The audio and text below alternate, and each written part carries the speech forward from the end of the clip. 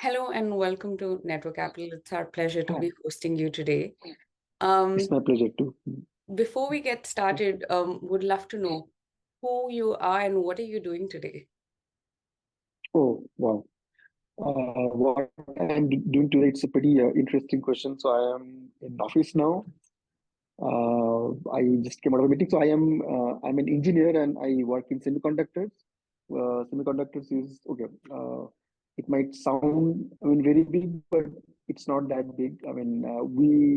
We actually design a lot of electronic chips which go into mobile phones, your laptops, and your everything. Now even in cars also, right? So the industry that does the designing of the electronic chips is called the semiconductor industry. And why semiconductor? Because the all the electronic chips are made with something called silicon, and silicon is sand, and it's very non insignificant thing like sand, but from sand we get this material called silicon, and silicon is actually a semiconductor, right? So that's the reason all the electronic chip design industry is called semiconductor industry. So I work with sand and create wonderful things. That is So that fascinating. is And how what did we do. your interest in writing come about? Okay, so I started writing I think around 2008, when I started working since 96. So after having worked for 12 years, right, I suddenly felt that I was not doing enough. I was having a decent enough job. I was working 8 to 5. I had a family. I had a small kid who was born in 2003.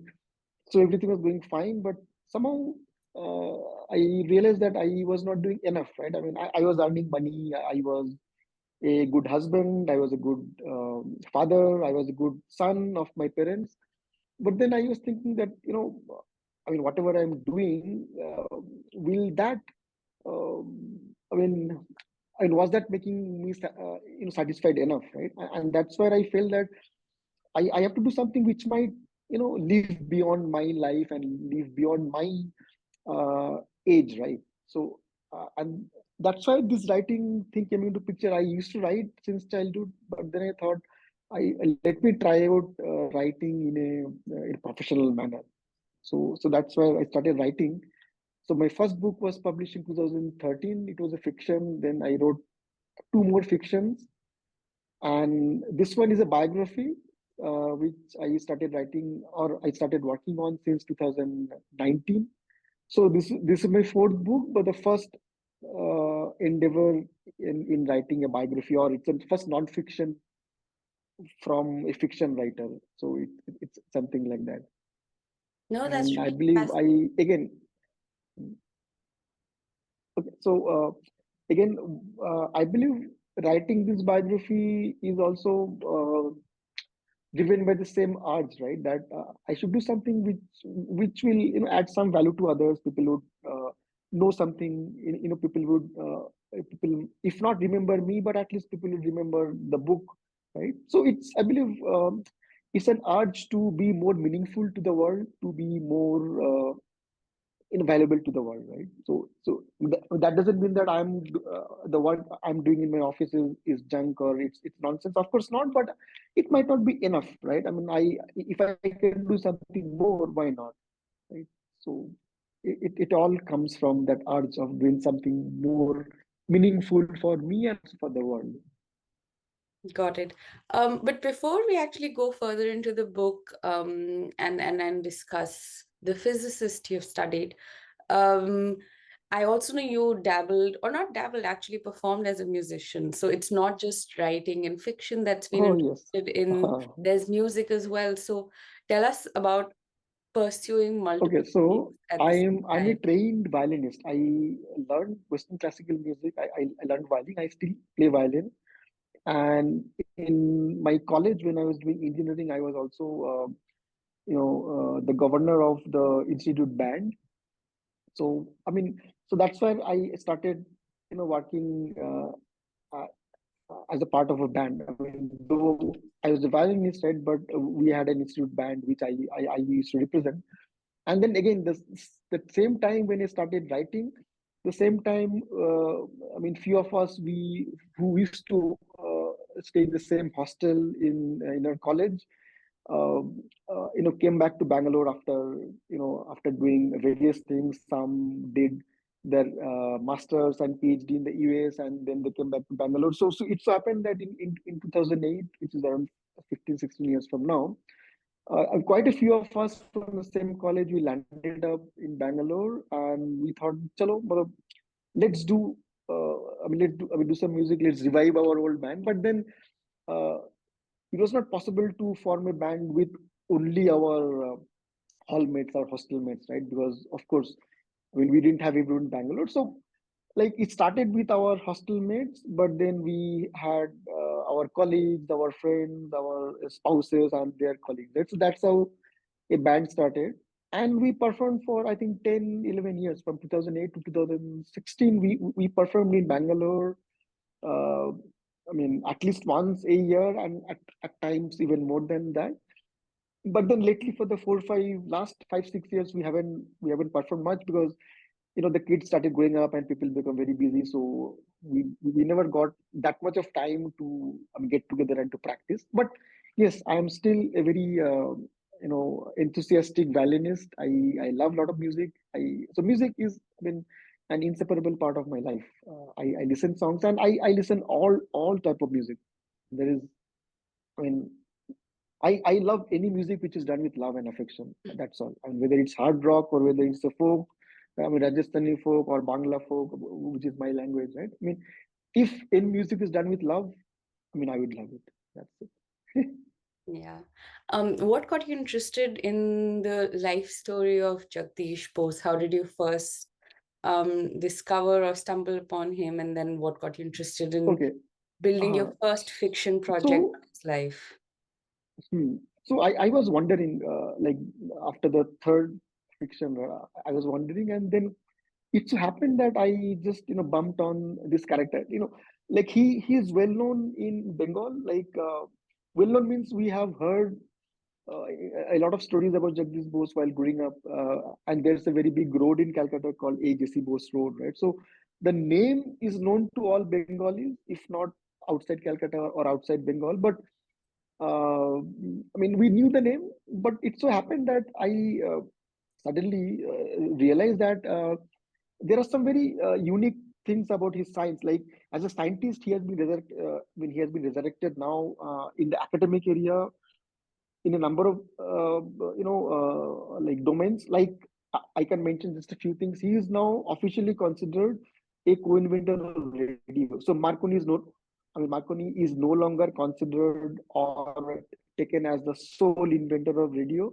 So there are other co-inventors of radio. Among them, Jagadish Bose is one, and Nikola Tesla is another person. So he is the co-inventor of radio, and also he used a wireless frequency which is again being used in 5G. So he used in 1890s, and again after 120 years, 5G is again using that high frequency for wireless communication, right? I mean, so 5G is all about very fast communication, right? Where you will not have any lag. Like in Zoom call, if you do music, you cannot, right? Because there's a lag, right? But in Yeah. 5G, there's no lag. I mean, 5G is almost like seamless communication, right? And Jagdish Bose used that frequency 120 years back, and after that nobody has used that frequency for wireless communication. Then he is the person who filed the first patent on a semiconductor device. I mean, I am making a career out of semiconductor, and the whole world runs on semiconductor, right? Because there is nothing which is non-electronic in our life. From the time we wake up till the time we sleep, our entertainment, our love, our happiness, our peace, our tranquility is everything ruled by electronics, right? And the first person in the world to have patented an electronic device happens to be again Jagdish Chandra Bose. And then you know uh, he is also the father of biophysics. He is also the father of a lot of very niche new domains like plant neurobiology, plant cognition. That plant intelligence is also something important, which in an era of artificial intelligence is getting a lot of traction. But this guy has had talked about plant cognition, plant neurobiology 100 years back, 120 years back. That plants also have a form of nervous system. They also have a brain. They also have something like the like our nervous system, are very recent topics where people are researching. So this guy was a sort of a trendsetter in that way, that he was the first person to have talked about that. But I was interested about him not because of the science, because India might have had other more prolific scientists also. We had CV Raman, who has got the first scientist, first Asian scientist to have got a Nobel Prize. And then we have Homi Jahangir Bhabha, we have Vikram Sarabhai, we have Satyendra Bose. So there are many scientists who might have become more famous. But what attracted about Jagadish Chandra Bose is not the scientist. As a human being, he was a hunter. How many scientists have you heard, like, who would go to the Himalayas and do who would hunt tigers? He was a rower. Like, he used to row in the Ganga, and he was also a very, close to professional rower in England. He studied in Cambridge, and then in the Cam River they have a rowing competition where he used to take he used to take part in that. He was a then he was an avid horse rider. Like, from the age of 5, he started riding a small pony, and later he became a an avid horse rider, like, who could ride any sort of any horse. So a scientist who is riding a horse, who is rowing in Cambridge, who is sort of taking out a small boat, and going in the deep sea, and getting stuck in a storm for a few hours, and when. But more than that, what attracted me more was his relationships with a number of people. He was very close to Rabindranath Tagore. Uh, he was also very close to Swami Vivekananda, and all of them, they stayed almost in the same part of Calcutta, and they knew each other. And more than that, he also had two very intriguing relationships with two Western women, which is sort of which is interesting, and also which is worth knowing, uh, because at a time when India was still not independent, and Indians were looked down upon by a lot of people, right? And at that time, he was collaborating with two Western women. One was Sister Nivedita, whose original name was Elizabeth, Margaret Nobel, Miss Nobel, Margaret Elizabeth Nobel, who was a disciple of Swami Vivekananda, and who came to India and stayed for almost 12, 13 years, dedicating herself for like women education. She she became a very good collaborator of Jagadish Chandra Bose, and uh, Jagadish Bose was also very closely related to another Western disciple of Swami Vivekananda called Mrs. Sarah Boone. He was an American socialite, a widow, very rich American socialite, who again did a lot of for India. So he collaborated with these two women, and a lot of things that happened in his life happened because of these two women. So like, it was a very classic example of the East and the West moving together, collaborating with each other at a time when every Indian used to be suspicious of West, right? Because of this British rule. So what attracted me mainly was his universal approach to everything, right? As a scientist also, like, he wanted Indian science to gain a proper footing in the world, but he never wanted Indian science to be doing it alone. He always wanted the Indian science and the Western science to go hand in hand. He always wanted India and the West to go hand in hand. That, coming at an age where India was still not independent, and Indians were not widely respected, across the world, was incredible, right? I think that was the seed of this self-reliant India, right? To become self-reliant, or to become independent, right? First of all, you have to think yourself at par with your adversary, or at par with your ruler, right? So I think that was the most important thing, what attracted me about Bose as a human being. Like, a native of of a country which was ruled by somebody else, but he never felt like a native. I think that's a wrong statement. He never felt like somebody who was not independent. He was thinking like he was thinking that India was at par with the West, and Indian science was at par with everybody else. It's a science. So that I believe was a big thing, which I think is still relevant. I mean, it's still relevant now, right? Because we are in a stage where India is actually at a cusp. India is transforming to a self-reliant big economy, and what is more important is to think big. I mean, everything happens. I mean, when you start thinking big. So I think that gave me a perspective which I thought is very important. And the same viewpoint, made him also participate in the Swadeshi movement in a way which was different from somebody else. Like he was the first satyagrahi 20 years before Mahatma Gandhi. I mean, he launched a non-violent movement against the British to against the discriminatory policies of the British, right? And he was extremely successful in that. So he launched a non-violent movement, might be the first ever non-violent movement in India, 2 decades before Mahatma Gandhi even came to India, right? So from many aspects, whether science, whether his universalism, or whether his approach towards self-reliance, being powerful, I think I felt this character should be talked about in today's world, because India is now again at the cusp where we are thinking about same thing that this guy had thought 130 years back, right? So that's how, and I figured out, I mean, uh, his story is more like a fiction with so many characters, interesting characters, and again, an Indian scientist, having a very close relationship with an Irish nun and a rich American widow socialite. It has all the, I think, ingredients of a very interesting fiction. I mean, I don't. I mean, please don't. I mean, take it in a different way. I mean, when I say he is intriguing relationship with two women, but yes, it is. It's very intriguing, right?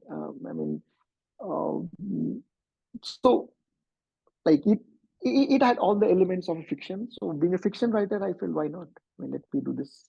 No, we'll definitely discuss the writing process of fiction versus non-fiction. But before that, you call him a reluctant Physicist. physicist. Where does the Mm. reluctance come in?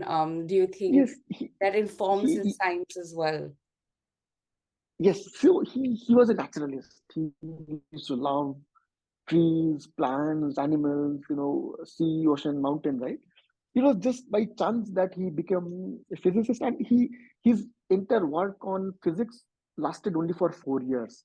And when in his entire, career, he researched on physics only for 4 years, and then again he moved back. He moved into plants and animals, which were his first love. So I mean, I talked about that also. Why I feel reluctant, because his love was never physics. Like he always wanted to, research on plants, and from his very childhood, he was always very intrigued and very fascinated with plants and animals, with rivers, with mountains. So I think he came back to his first love, which is nature. And yes, though his contribution in physics is immense, like the co-inventor of radio, and sort of, the and setting up one of the world's first functioning wireless system using a frequency which is now being used in 5G. These are, incredible contribution from an Indian at an age where Indians were not even allowed to read science. Mm.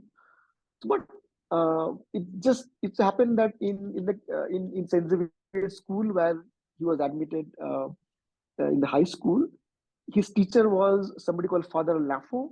He was a physics enthusiast.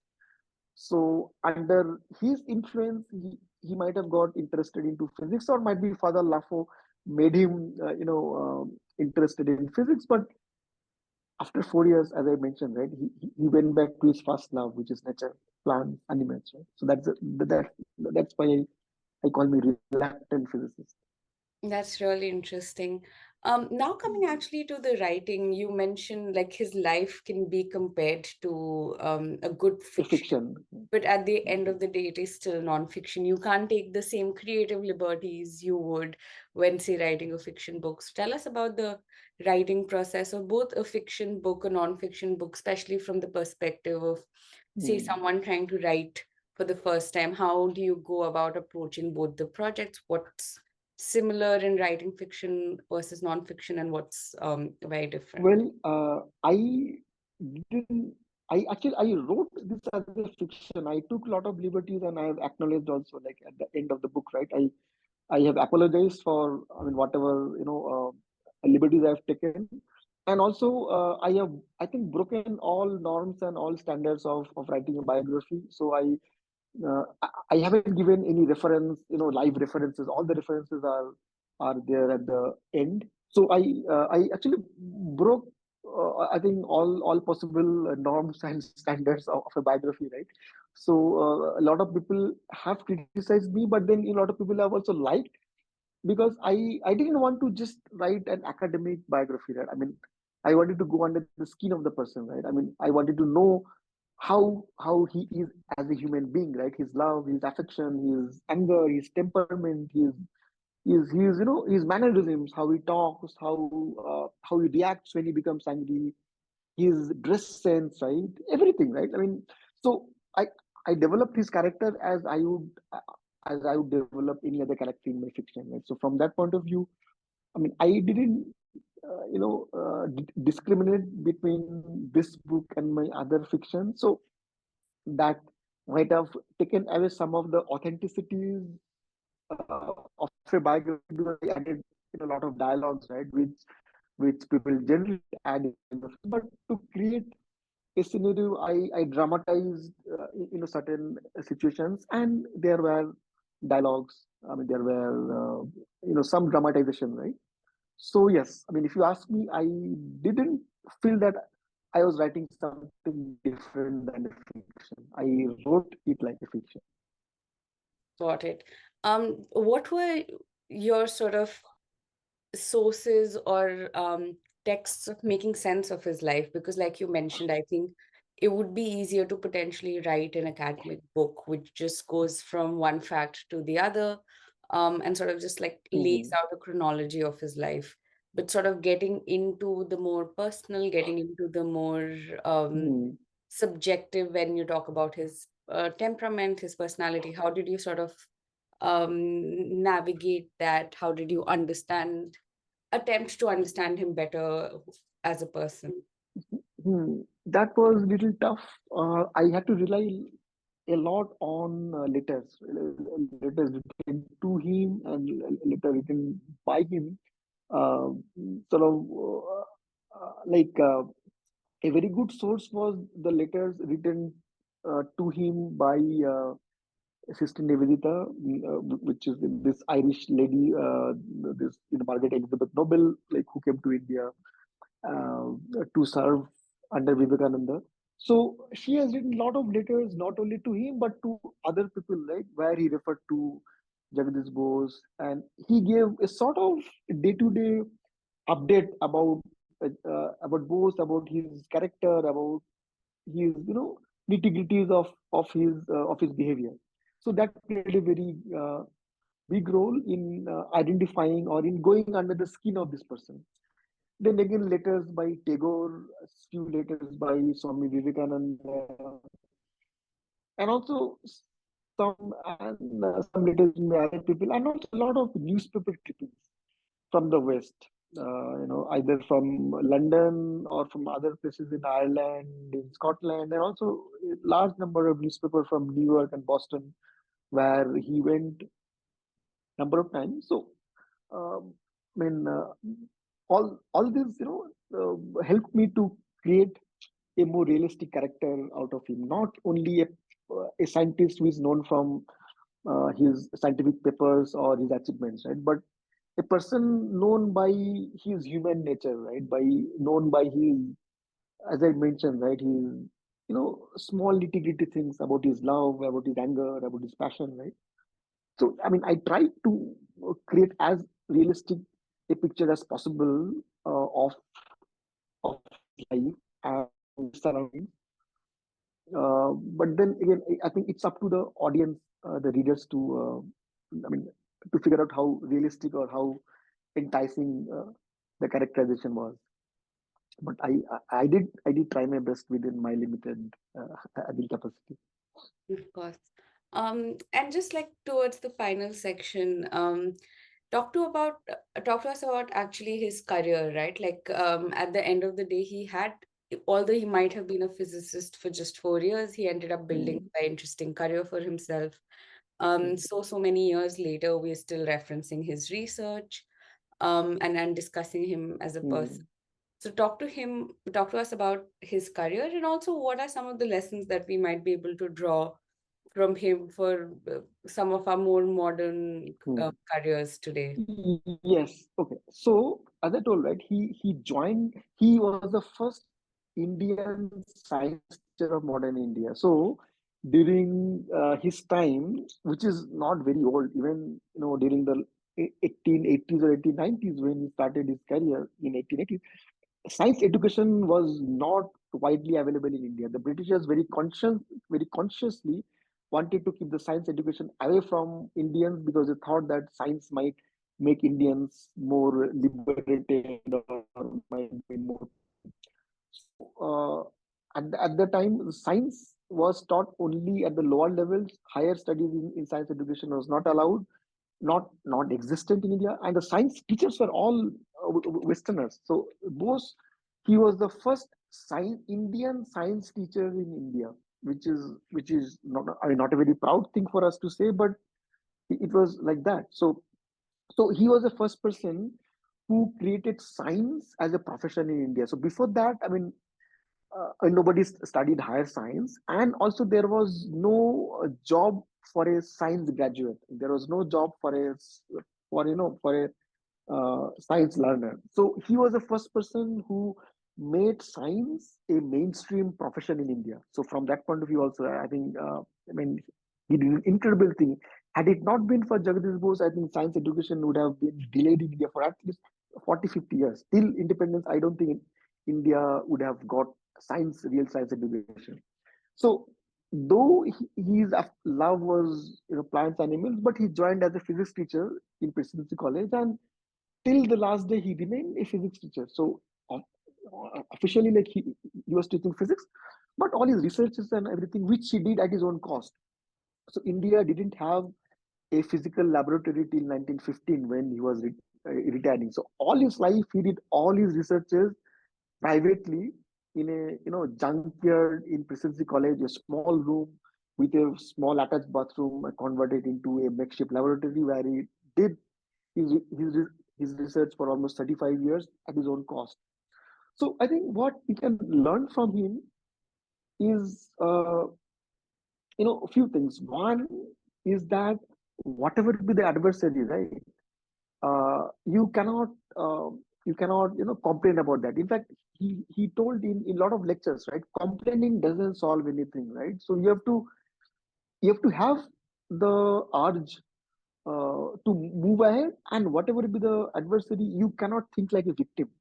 I mean, when you joined, the salary of an Indian professor was two-thirds of the salary of a non-Indian professor for the same role. So the moment he joined, the first Satyagraha movement or the first Satyagraha fight that he launched was against this discrimination, right? So like, I mean, and what he taught through his life was that you have to always think that I mean that you are at par with anybody else in the world. If you think that you are inferior, if you think that you are good for nothing, you will not end up anywhere, right? So the first and foremost thing for anybody in any profession, right, whether the person is weak or the person is sort of person is at a disadvantageous position, first thing that we should do is think that you are at par with anybody else in the world. And this inculcating the inner strength, inculcating the inner power is the most important thing, and he followed that throughout his life. It was not easy for him to do research in pure science in a country where science education itself was, I mean, non-existent, right? And then when he started growing up in life, one thing which was, utmost and uppermost in his mind was to make India self-reliant, right? So he felt that independence doesn't come with just uh, I mean, freedom, right? So freedom, getting freedom from the British rule was one aspect of independence, but you become independent when you feel that you are independent, right? Your independence is a state of mind, right? If you think you are free, right? So that inculcating that this inner feeling of being free, of inner feeling of not being under any not being bound by any external rules, was something that I believe is relevant even today. Like entire Swadeshi movement, or the fight for Indian independence, which Mahatma Gandhi later, I mean, took to a different level, was actually started by guys like Jagadish Chandra Bose and also Tagore, right? Where they taught that first of all you have to feel you have to feel that you have the strength within yourself, right? And it doesn't matter whether you are being ruled by somebody else. You have to think that you are at par with the British. You have to think that you are at par with the American, and only then they will respect you, and only then you will move towards doing bigger things in life. I think which is applicable even now also, when India is trying to think big, when India is trying to be self-reliant. We cannot think like a victim country or a third world country. You have to think that we are also like the Americans, we are also like the British, or even better than them, right? So that is, I think, the key lesson from his life, and for anybody in any profession, right? You have to think big, and you have to always think what you can do for the country, what you can do for the humanity, and how you can, unitedly work together. I mean, not I mean, excluding anybody, right? So this inclusiveness that he had in his speeches, that he preached throughout his life, I think is incredible in today's world. That growth should be inclusive. You should move. You should work together, whether it's the West or the East, whether it's I mean, the Indian science or Western science. Everything should go hand in hand.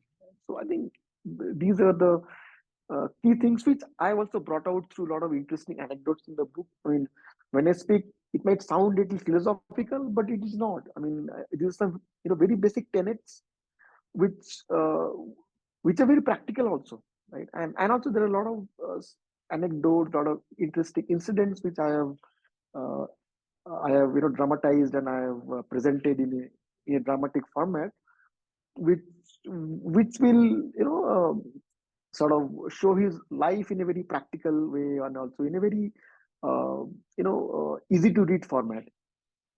No, absolutely. I'm sure it'll be very interesting for the readers to go through that.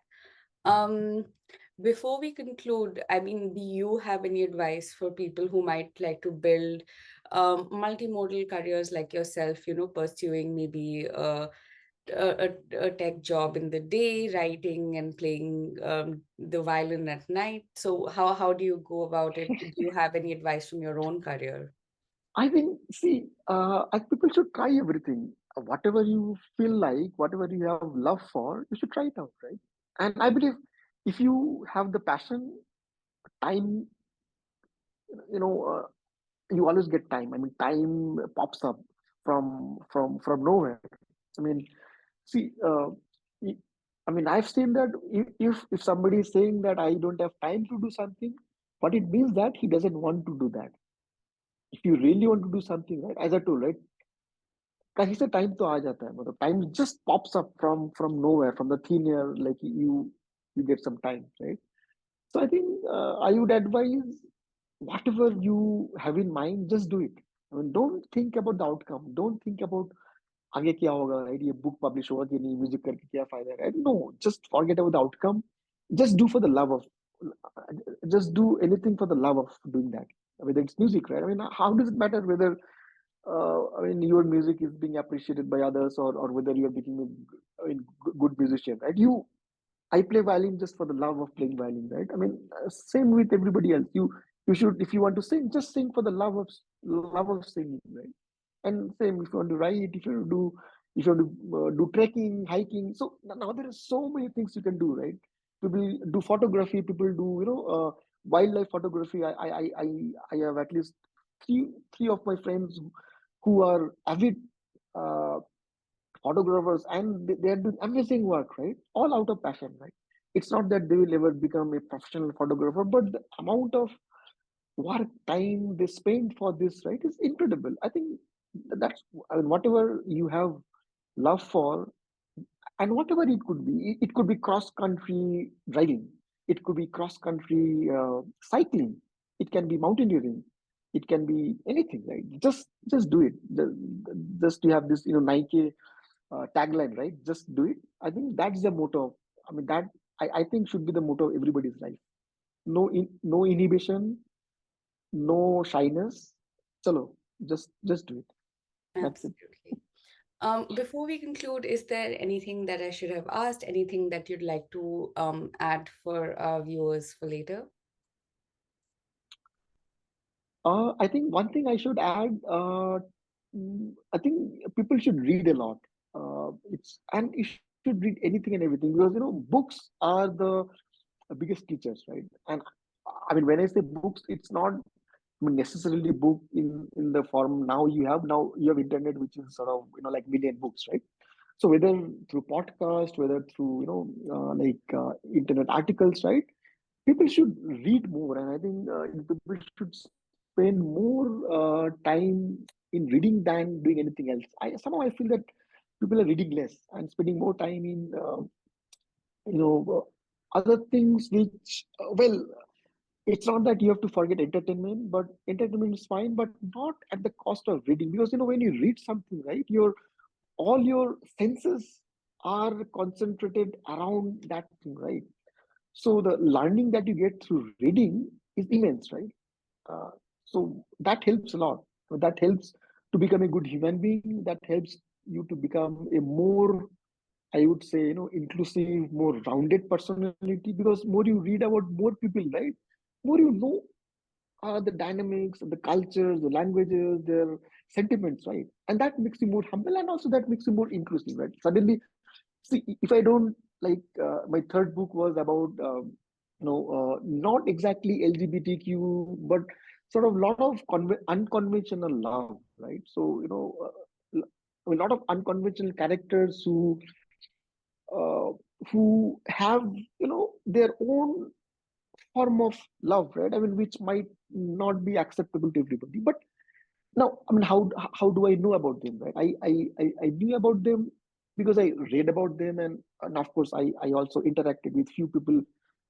I mean, some are very close friends, right? I mean, who also opened my eyes and ears towards this unconventional forms of love. But I think to appreciate anything, you have to first know about them, right? And that's what is all about being inclusive, right? I mean, we talk about ochism, we talk about being inclusive, but everything is, I would say, uh, nonsensical if you don't read, right? How can you be an aware person? How can you be, sensitive to environment? How can you be sensitive to, the emotions and sentiments of somebody else, unless you read about them, right? Because you cannot go and meet each and every type of person in the world, right?